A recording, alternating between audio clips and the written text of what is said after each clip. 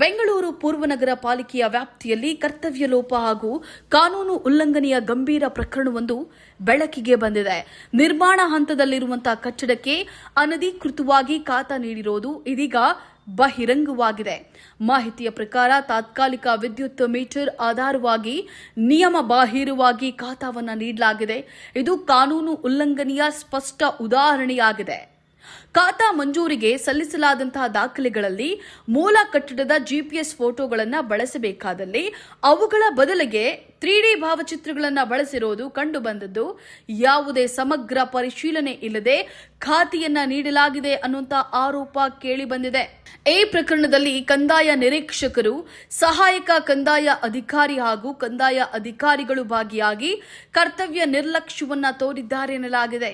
ಏನೋ book entry ಖಾತಾ ಕಡತದಲ್ಲಿ ಯಾವುದೇ ಅಧಿಕೃತ ಅಧಿಕಾರಿಗಳ ಸಹಿ ಅಥವಾ ಲಿಖಿತ ನಿರ್ದೇಶನಗಳಿಲ್ಲದೆ ಖಾತಾ ನೀಡಿರೋದು ಪತ್ತೆಯಾಗಿದೆ.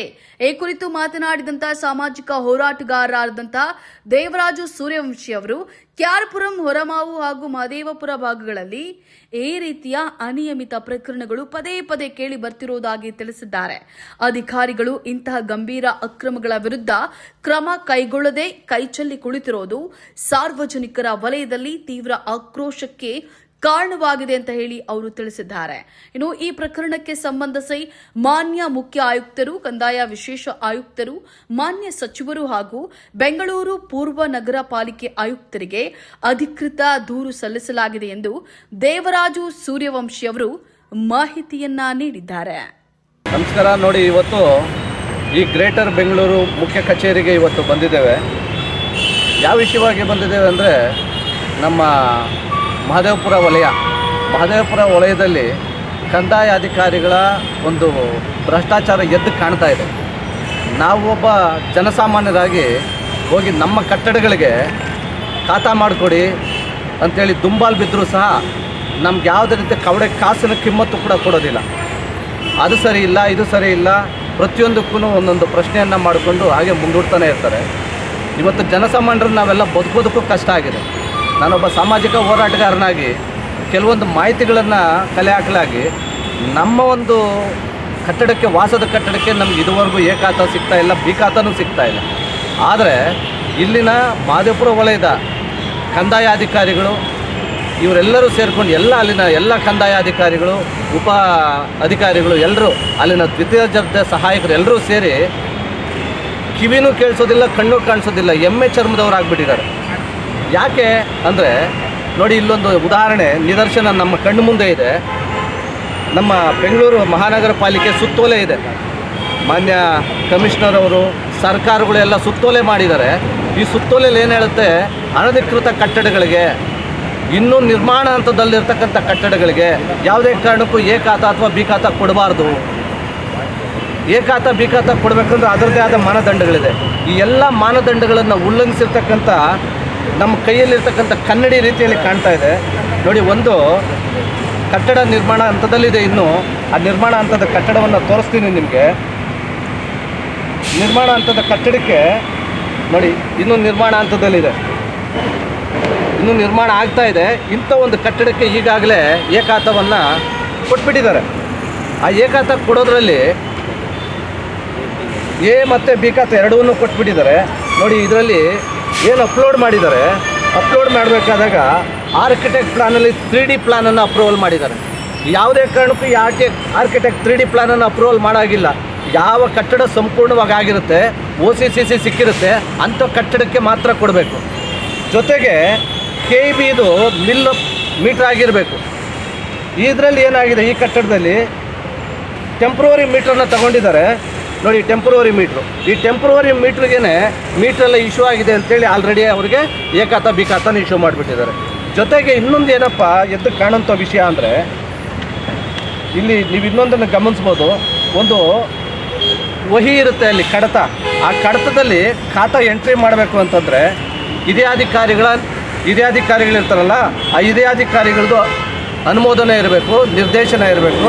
ಅದೆಲ್ಲವನ್ನು ಹೊರತುಪಡಿಸಿ ಅವ್ರು ಯಾರ್ದೂ ಇಲ್ಲ, ಅವರ ಒಂದು ಸಹಿನೂ ಇಲ್ಲ, ಅವ್ರ ನಿರ್ದೇಶನವೂ ಇಲ್ಲ. ಬರೀ ಕೌಂಟರ್ ಸಿಗ್ನೇಚರ್ ಮಾತ್ರ ಮಾಡಿದ್ದಾರೆ. ಕೌಂಟರ್ ಸಿಗ್ನೇಚರ್ ಮಾಡಿ